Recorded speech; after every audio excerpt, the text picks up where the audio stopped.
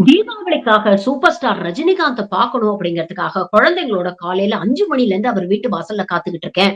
ஏகப்பட்ட கூட்டம் இருந்தது. ரஜினி பிரீஃபா வெளியில வந்து மக்கள சந்திச்சுட்டு போயிட்டாரு.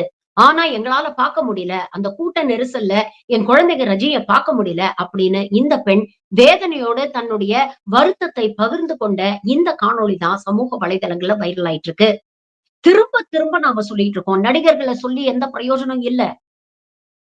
அவங்க திருந்த மாட்டாங்க. எல்லாருக்கும் தரிசனம் குடுக்கணும் அப்படிங்கிற அவசியமும் அவங்களுக்கு இல்ல. அவங்களுக்குன்னு ஒரு பெர்சனல் லைஃப் இருக்கு. அவங்களுக்குன்னு ஒரு ஃபேமிலி இருக்கு. அந்த பிரைவசியும் ரெஸ்பெக்ட் பண்ணிக்க நாம பழகிக்கணும்.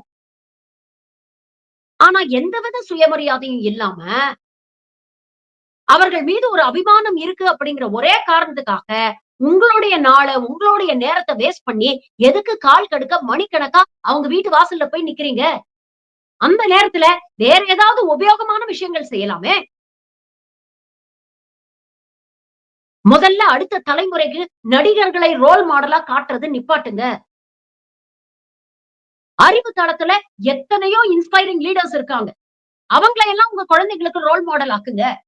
காலங்காத்தால 5 மணிக்கு சின்ன பிள்ளைங்களோட நீங்களும் போய் நின்னீங்கன்னா, அந்த குழந்தைகளுக்கு என்ன செய்திய நீங்க கடத்துறீங்க?